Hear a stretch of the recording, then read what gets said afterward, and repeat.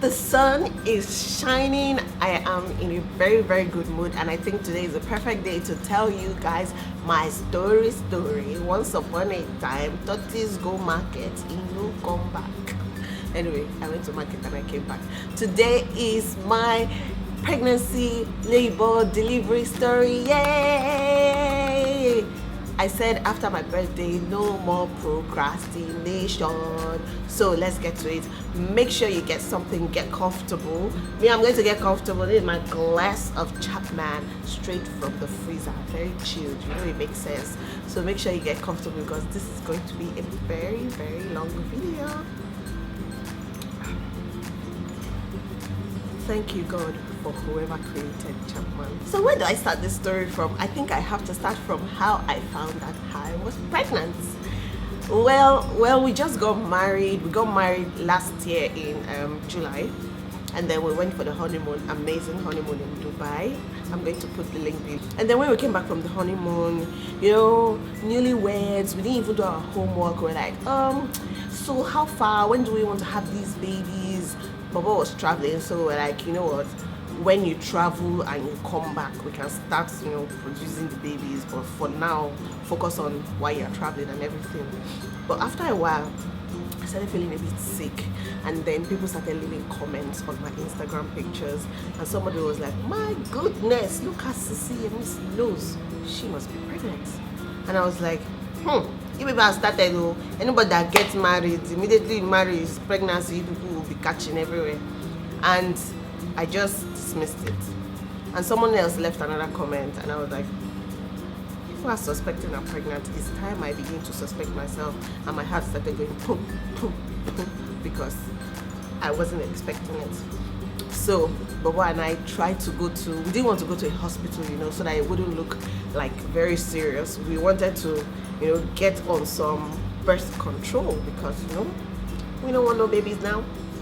And then when we went to one pharmacist, she was like, oh, we got to do tests on you, we have to do this. But somehow we ended up buying a pregnancy test kit, and we told her we were going to come back to, you know, she was telling us about the different options and all of that. So we're like, we'll go home and think about this carefully. And then in the morning I was like, Yummy, maybe I should do this pregnancy test. He was like, okay, do it because you've been feeling funny and people have been saying you're pregnant, so just do it and get it out of the way. And I went into the bathroom. I did the strip. Hold up, I still have the strip I did. Hold up.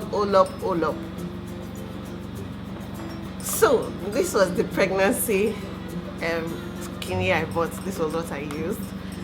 And you know what? The test is still inside, seriously. I like to keep things like this. And I went inside, I read the instructions properly. Look at the instructions, look at the everything. And I came out and I was waiting. My heart was thumping. And this is what I saw. So it says pregnant. And I looked at it and I was like, I'm pregnant. Like, for some reason, I just never thought I could get pregnant in this life. I don't know why I was thinking about that. I just, you know, there are some things you never ever imagine in your life. I'm like, I'm pregnant. Oh my God. And then I came out of the bathroom and I was like, Yummy, I'm pregnant. And he was like, oh, congratulations. The way he congratulated me as if it was me that gave myself belly. But, and me, a lot of things were going through my mind. At that moment, I wasn't even thinking congratulations. I was just like, I don't get belly. Hey, I'm pregnant. How will I tell my parents I'm pregnant? Oh my God. Everybody will be knowing I've been doing bad things. Happy. I was very happy about it. Even though I called my mom and I was crying and I was like, Mommy, I can't believe I'm pregnant. Oh my God, it's not up to 2 months I got married, I'm pregnant. She was like, my dear, this is the best time to get pregnant. You know, grandmothers, they want to have the baby. So she was very, very excited. And I told my parents and I told Yummie's parents, and you know, they were like, but we know you're a blogger and very soon you're gonna be doing belly shots. We don't want to see that pregnancy on social media. And I was like, okay, I'll give you that. I'm not going to put this pregnancy on social media. So that's why I didn't have my pregnancy videos and all of that, because the parents wanted it to be special for them, so I didn't share that part of it. So yeah, that's the story of how I found out I was pregnant. Then how I found out the gender of my baby. Like, everybody was like, are you going to have a girl, are you going to have a boy? I was like, I don't know. What do I want? Do I want a girl or do I want a boy? You know, girls are so cute. Imagine a mini me. She'll be so cute. I mean, look at me. She will be so cute. So I was like, a girl will be good, but I would like a boy. And from the beginning of the pregnancy, I just felt it was a boy. I just used to refer to him as my pregnancy as he. I thought it was a boy, and when we found out the gender, it was a boy. And then we used to go to the scan. There's this place where we always scan for 1,500 naira. Yemmie and I would go there like almost every Saturday. We're like, oh, we just want to see the baby. And now, you know, new parents were always excited. I'm like, oh, we just want to see the baby. And we'll go there every time. At one point, the doctor was like, please, you people don't need to come here every time. You just come once in 3 months. And I'm like, oh, I want to see my baby. I was so curious. And that was how we found out the gender, and I always felt it in my heart that it was a boy, and I was excited I was having a boy. So let's talk about pregnancy symptoms. Okay. I don't need to tell you guys about my nose now. You people saw my nose. Till now, my nose has not recovered. My nose was humongous when I was pregnant. I'm not one of those people that could have hid a pregnancy successfully or even at all, because I was so pregnant to my eyes. My fingers were fat, my feet was massive. Like, till now I cannot wear my shoes, so I'm always wearing slippers most of the time because my feet are humongous right now, so I've not been able to fit back into my shoes. Those were one of the signs or my symptoms of pregnancy. What bothered me the most was the sleepiness. I could not stay awake. Like I said, they cursed me. I could not stay awake. Like, Yemmie and I would walk from upstairs, downstairs, and by the time I got into the car, I was already sleeping. And this is me that was probably sleeping for 10 hours. I was a sleepy head. And because of that, I could not drive because I was always having accidents. Like, I would drive into a pool. The day I decided to get a driver was the day I was on 3rd Million Bridge.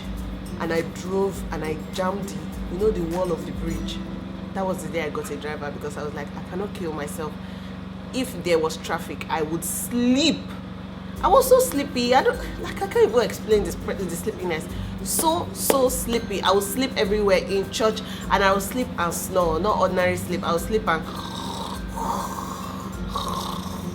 that kind of embarrassing sleep. And what was worse, it was the kind of sleep that you are snoring and then spit is coming out like this. Spit is just coming. It was so embarrassing. Like, pregnancy dealt with me shaky. Pregnancy showed me shaky. I was sick. And then I was always hungry. That's why I turned horrible. I would eat anything. There was nothing I didn't feel like eating. You know, for some pregnant people, they're like, oh, I can't eat biscuit. I could eat everything. I would eat everything.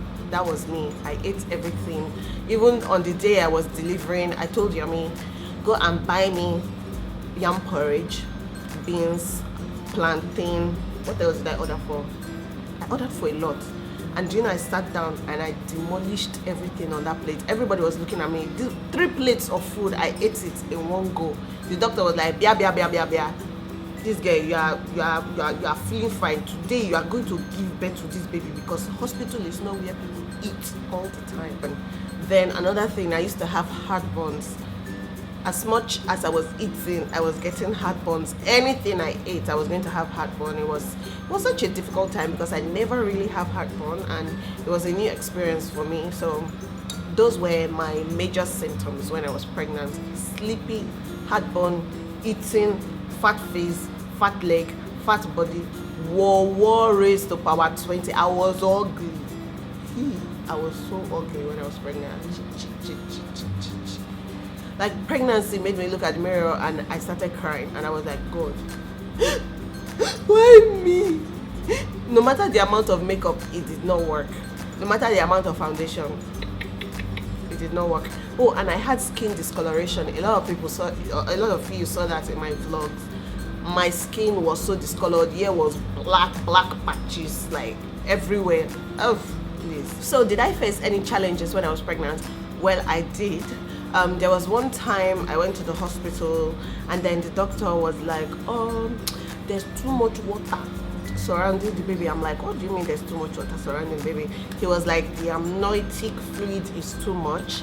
I was like, so what am I supposed to do about that? Is there a way people can drain it, like reduce it, or what does it mean? Doesn't it mean like the baby will get to see a lot of water to swim in? And the doctor was like, well, we just need to watch it and, you know, do this, do that. And also they found a, you know, small fibroid, and they were like, okay, we have to watch this fibroid as well. I was so worried when they said they found a fibroid, and I could see it in the scan. But luckily, and I thank God, it was one of those fibroids that don't grow with the baby, because I heard there are some fibroids that keep growing as the baby's growing. So no, it didn't grow as the baby grew, and it was in a place that it didn't choke or affect the baby. But anyways, when the doctor told me that the amniotic fluid was too much, I made the mistake of my life. I went to Google, I started Googling, and people were like, oh, my baby, they told me the amniotic fluid was too much, and I ended up having this kind of babies with special needs. And I was like, Jesus, this is not my portion. I started praying. I was so worried. Since then, I stopped Googling any of my symptoms, because Google can kill you. And when the next time I went to the hospital, the doctor was like, yeah, amniotic fluid is fine now, baby is okay and everything. I was like, praise Master Jesus. And then there was one day I went to church, and I was so excited, and I was dancing. When I got home, I started bleeding. Since then, no more dancing. So let's talk about the labor part, the delivery part. So I was overdue. I was 42 weeks of pregnancy.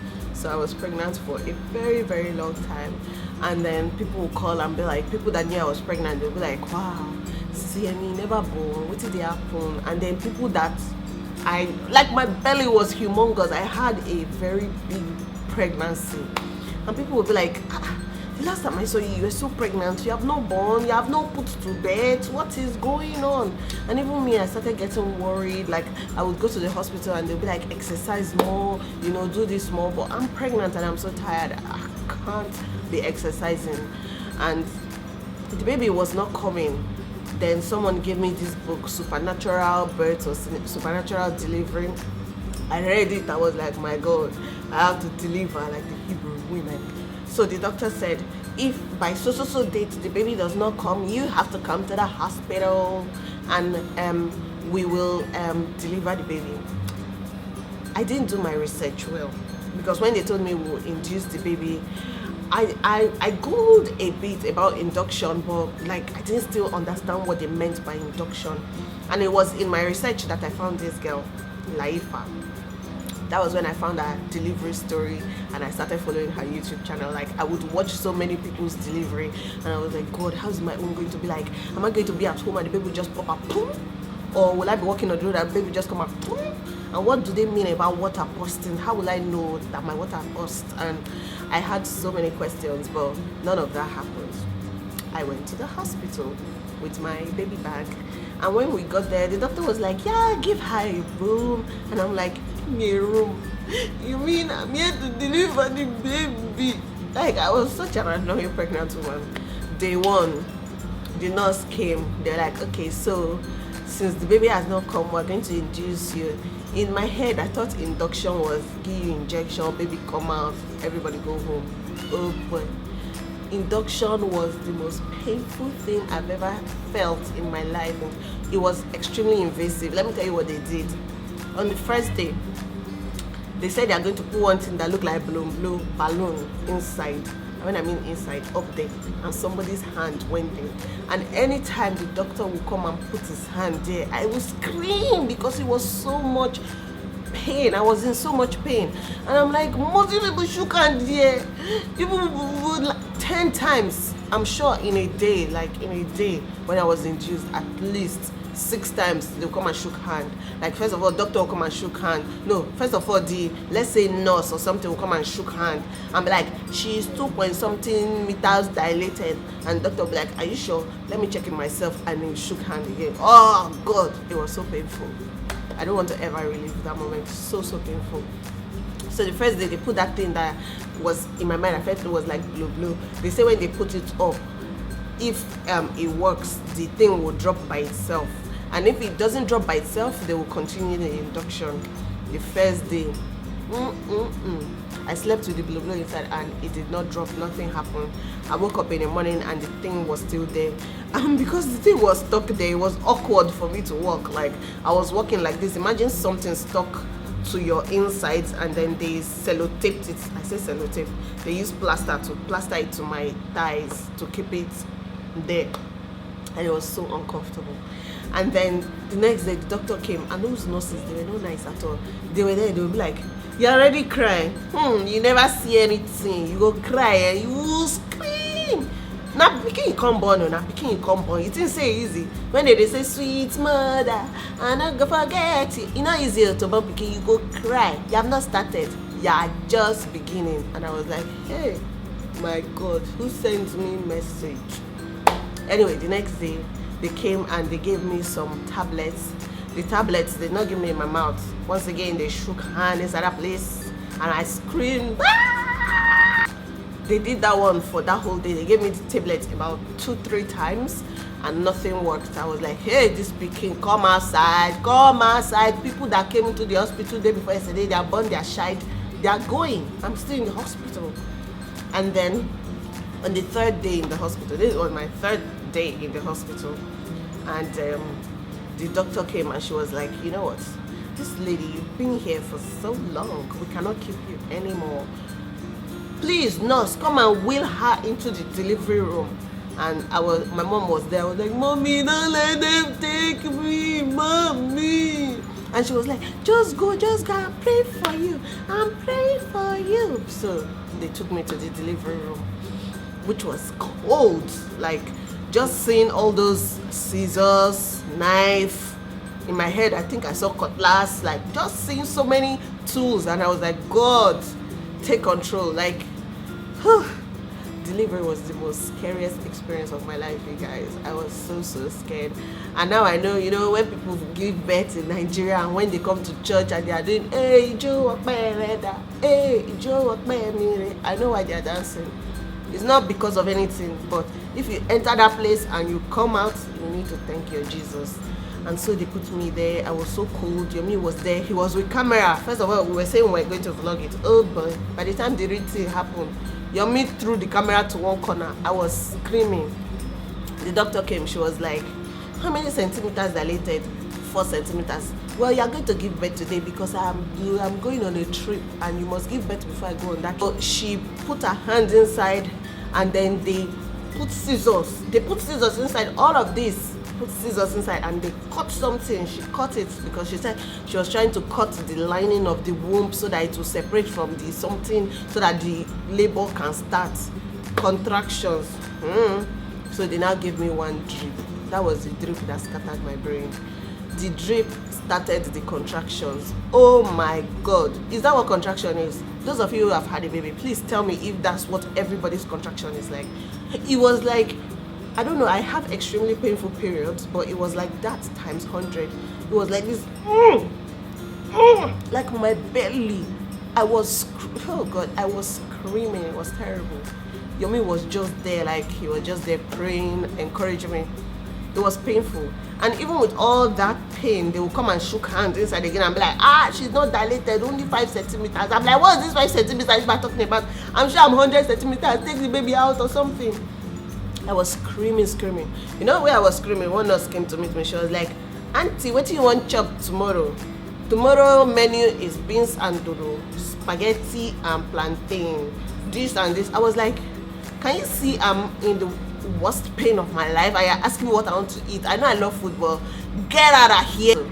I told her to get out, and she get out. So they discovered that the baby's heartbeat was very, very low, and they were like, oh, what are we going to do? So I told them, this pain is too much, please can you do me CS, that thing where they call cesarean section, even though everybody was like, CS, God forbid.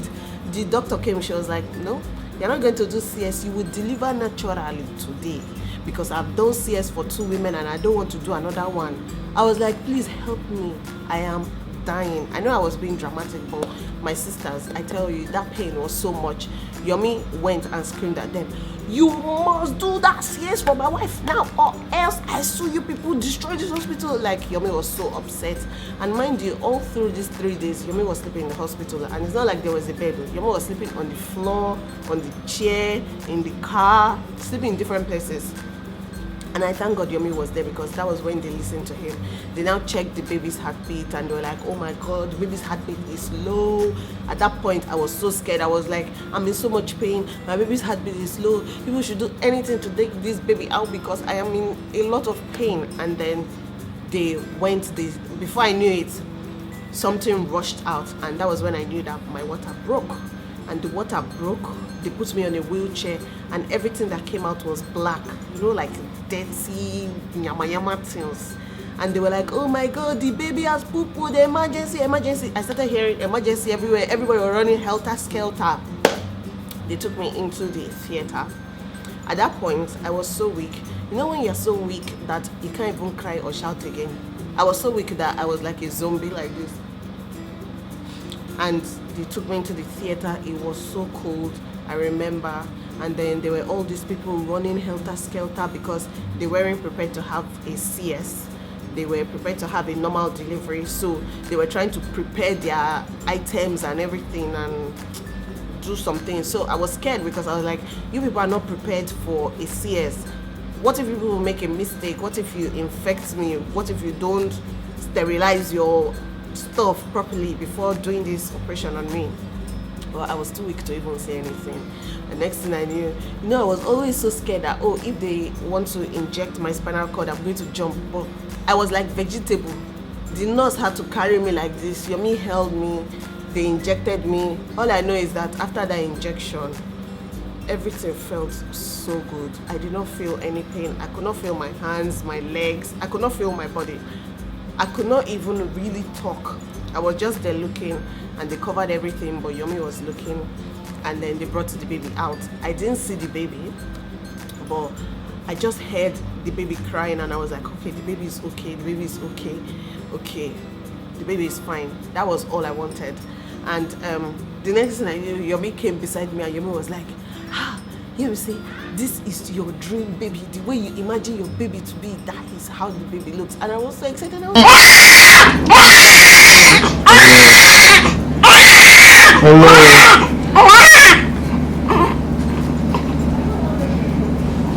don't cry, don't cry. So you're the one who has big. This boy is big, isn't he? It's big, very big. This is what Yemmie would have pulled out. And Yemmie took a picture of the baby and showed me. I was like, oh my God, is that my baby? So I still didn't see him. And then they did what they were doing. They stitched me up, and they wheeled me to one corridor. They wheeled me there, and they left me there. I don't know what happened. And everybody was busy doing something else. And then I started shivering. I was shivering uncontrollably. And a cleaner passed the corridor, and she was like, "Auntie, what's going on?"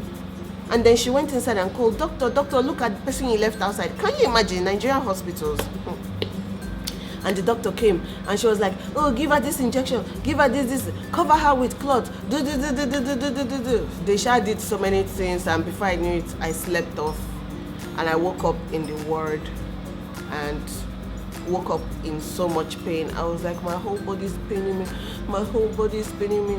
And then I saw them trying to breastfeed Tito. Like, one nurse was pressing this breast, one nurse put Tito here, and Tito was sucking. I was like, take the baby away from me, my breast is paining me. And the nurse was like, what is the worry this one? You want to make your pikin die of hunger? Come on, remove your hand, my friend. Nigerian nurses are not nice. Tough. And they gave me another painkiller, and I went to sleep. Like, for like 3 days, I was just dozing in and dozing out and looking at baby and dozing in. It was after like 3 days, I was like, bring my baby, let me see my baby. So I looked at him, I was like, hey, oh man, my pikin, now you cause all these kind of things? Thank God you are here. And he looked at me and he was like, that smile. And that was my labor and delivery story. So tell me about your own experiences. I would love to hear from you. Make sure you subscribe to my channel, and I'll speak to you guys later. Bye.